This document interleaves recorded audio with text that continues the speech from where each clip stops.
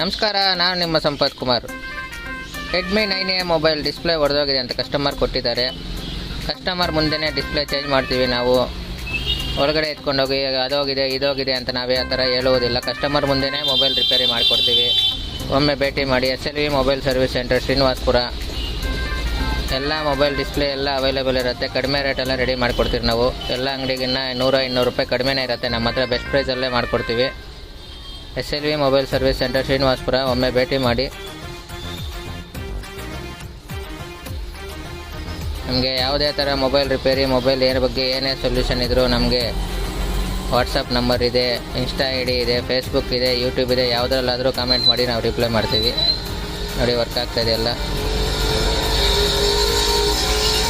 ಮಾಡೋಣ ಫೋನು.